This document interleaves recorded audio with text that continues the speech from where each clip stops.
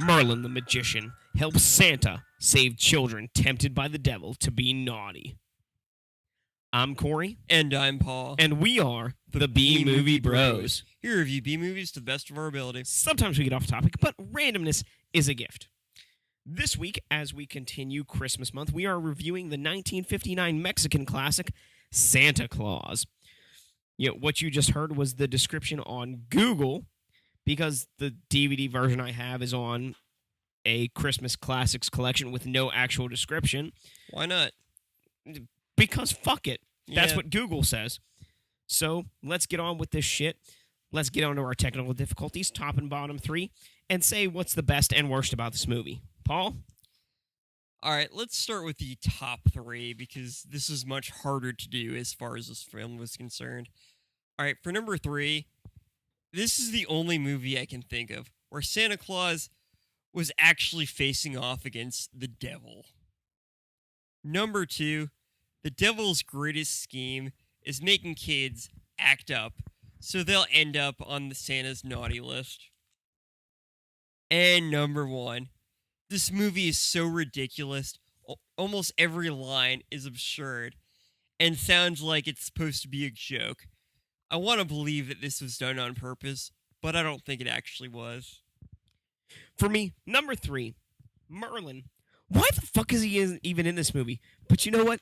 Every time Merlin walks around somewhere, he goes dum da dum dum, and it's just fucking awesome because every time he steps, he goes dum, and you know if he's walking like for a while, he's like dum da dum dum, and if he's walking like two steps, he goes dum dum dum dum dum dum dum, and I'm like, what the fuck, Merlin? What are you even doing in this movie?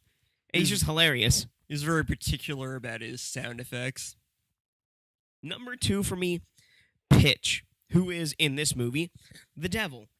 You know, he actually does convey a lot of emotion and a lot of things with just his gestures and how he moves. And his expressions, even before he starts to talk in the movie, which actually him talking kind of ruins his character. Before he starts talking, he actually does a lot with just his movements and his facial expressions. And it's actually very good and very compelling. Number one, this movie advertises itself as Santa versus Satan. And you know what? It does have that as unepic as it actually is in the movie. But the concept of that and the fact that it actually happens really does set this movie apart from a lot of other things. And I honestly could say that I could see myself in the future sitting down with my children and saying, let's watch the Mexican movie Santa Claus. Let me tell you the tale of the time that Santa Claus faced off against the devil. And won. Exactly. All right, well, that's it for the top. Let's talk about the fucking bottom. Number three, this movie is about 80% just Santa Claus dicking around, not doing anything. It's really kind of weird. Number two, Santa Claus has a dream reading machine that consists of a satellite with an ear on it. I don't really feel comfortable with that. And number one, the animatronic reindeer and the weird lips on this one machine that Santa has are creepy as fuck. Those will give me nightmares tonight, for sure. For me, number three, some of the scenes are just really drawn out. Santa's, seeing the children and what his helpers are and them doing their different songs and stuff just seems to take forever. The three naughty boys and them looking at the Santa Claus display in the one window before we're throwing rocks through it. It just goes on for way too long before things start happening. Number two, there's a scene where the little girl Lupita is having a dream about these really creepy dolls dancing. It's a creepy doll dance dream, and I'm gonna have nightmares. And the fact that that's number two really says a lot about number one, which I have to agree with Paul. There is a machine which lets Santa not only see what children are doing now, but look into their dreams, hear what they're talking about, and even what they're thinking at every moment. And yes, The thing that lets him hear them is this weird ears antenna fucking satellite dish motherfucker. And he's got this goddamn super eye seeing thing that's really creepy. And then there's the lips. Just the lips that will haunt my dreams forever. I don't know if I will ever be able to kiss my wife again because lips are just so creepy. I feel like this movie is one half Santa's dicking around doing nothing, and the other half just fucking creepy shit. It was really. I feel violated watching this movie. Well, one thing we didn't talk about, Paul, was you know, the dialogue of this movie. But you know what? I think we do need to get into another edition of Quote Wars. Quote war. All right, we're gonna quote this movie back and forth. A dream is a wish that the heart makes. If you do not succeed in making all the children of the world do evil, you shall be punished, and instead of red hot coals, you'll eat chocolate ice cream. It's freezing. I wish I were back in Hades tending the furnaces. Thank goodness, he almost ran into the moon. If I were your age, it wouldn't matter if I lived or not. Don't expect anything from Santa. He doesn't bring things to poor children. And that ends this episode's edition of Quote Wars. If you have a favorite quote from this movie or anything you'd like to tell us, you can do it here on SoundCloud or at our website, bmoviebros.com.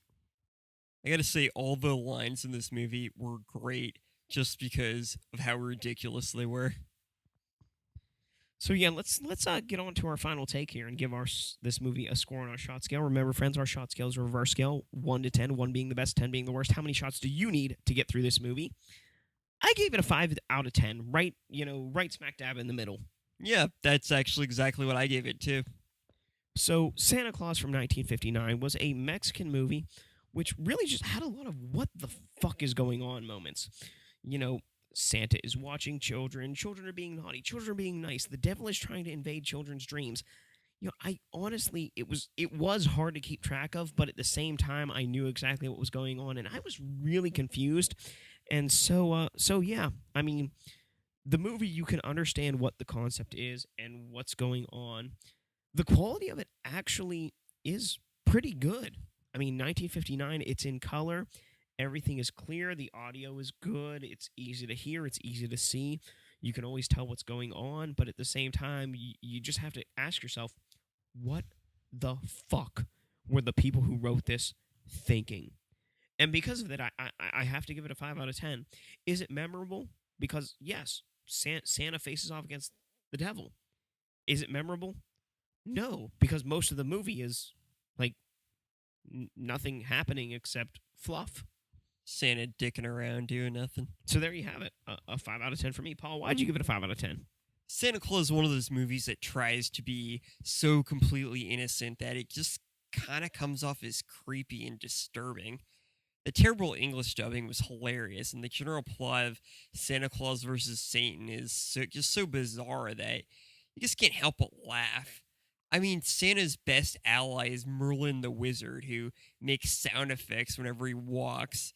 The creators had to, on some level, know how ridiculous this movie was. I'd like to believe that, at least. On the flip side, this movie proves that building a wall on the Mexican border is, in fact, a good idea. I personally don't want kids coming into my country, throwing rocks through windows, and stealing dolls. Hashtag build the wall. So there you have it, a 5 out of 10 from both of us. We know not everyone likes to watch the same kind of shit that we do, so we like to give every B movie that we review an A movie companion, tell you why this B movie we reviewed is the same exact movie as this A movie, a movie of a higher class and higher standard. I have to say that my A movie companion for Santa Claus from 1959 is the movie End of Days from 1999. I picked Pee-wee's Big Adventure from 1985. Well, simply put, the reason End of Days from 1999 is an A-movie companion for Santa Claus from 1959 is because in both movies, the main character, Santa in Santa Claus, and Arnold Schwarzenegger in End of Days face off against Satan. Therefore, End of Days is an A movie version of Santa Claus. Also, both movies are released in a year that ends in the digit 9. Wow. So I picked Pee Wee's Big Adventure because both movies focus around characters that exist outside their respective film. Pee Wee Herman was from the show Pee Wee's Playhouse, and Santa Claus is, well, Santa Claus. I do believe Pee Wee's Playhouse came out after Pee Wee's Big Adventure, but Pee Wee was actually a stage persona for Paul Rubens, the actor that played him. Who gives a shit? Number 2. Both movies have the main character living in a place with all sorts of weird shit, including talking inanimate objects. Santa Claus had those creepy talking lip things on this machine and satellites with fucking ears. And Pee Wee's Playhouse had talking couches and Cowboy Curtis and Zombie the Genie and all sorts of weird shit like that. You know Cowboy Curtis was a person, right? He's still fucking cowboy just living in that He wasn't fucking modern day Clarabelle Cow or some shit. He was a fucking person. But he's a dude just like hanging out, like trying to bang what's her name, and it was What about the fucking King weird. of Cartoons? He was a dude too. Like I said, etc., weird shit. It's just weird and all that. Number 3, both movies somehow have a connection to Mexico. The movie Santa Claus was originally made in Mexico, and in Pee Wee's Big Adventure, at one point, he's in a biker bar and dances to the song Tequila, which is an alcohol commonly drinking in Mexico. And that is why Pee Wee's Big Adventure is just an A movie version of Santa Claus. So there you have it. You can watch Pee Wee's Big Adventure or End of Days to see an A movie version of Santa Claus. Now it's time for my favorite part. Maybe Paul's, maybe yours. It's time to drink away the flick. Drink away the flick. Come on and grab your drink. Let's drink away the flick. Bum, bum, bum. We'll give you some drinking games for this movie. Number 1. Whenever a foreign language is spoken, take a drink. Number 2. Anytime Santa is creepy, take a drink. Number 3. Anytime the devil tries to have children be naughty, take a drink. Number 4. Whenever you recognize a Christmas song being used as background music, take a drink. And of course, number 5, because it is Christmas month, anytime you hear ho ho ho, take 3 drinks. Or, just anytime Santa laughs. Every time any of the kids are obnoxious, take a drink. Every time the devil and his demons try to ruin Christmas, take a drink. Every time someone opens a gift, take a drink. And every time the narrator seems far too concerned about something fucking ridiculous, take a drink. And those are your ways to drink away this flick. Well, that brings us to the end of this week. Let's rank these movies that we've seen over the last 2 weeks. We've seen Black Christmas and Santa Claus. And I have to say, for me, number 2 was Santa Claus from 1959. It was fun. It was family-rific. And I can honestly see myself sitting down in future years with my children to watch this movie. But for me, number 1 has to be Black Christmas. Because, from 1974, just murder makes the holidays better. It's really weird to rank these 2 movies. One of them is a slasher film. The other is a lighthearted, completely innocent movie about Santa Claus. So I guess overall, I'm going to have to put Santa Claus at 2 and Black Christmas at 1. But still, what a fucking weird comparison to make. Well, if you want to join us next week, this week we reviewed a movie where Santa faced off against Satan. Next week, we're going to watch a movie where Santa Claus is the son of Satan. A movie called Santa's Slay. Slay is in S-L-A-Y. Murder. From 2005. Where, Bill Goldberg from formerly the WCW and the WWE plays Santa, the son of Satan. This is going to be a joyous occasion. Because if there's anything Santa Claus was missing, was murder. So until next time, friends. Oh, well, you could always visit us at our website, bmoviebros.com. Leave a comment here on our SoundCloud or tweet us at bmoviebros. For anything in the Pittsburgh area, which is where we're from, you can take a look at our friends over at riversedgepgh.com.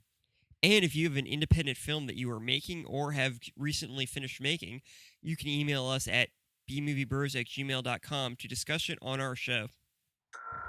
So until next time, friends, be brave, be alive, be back next week.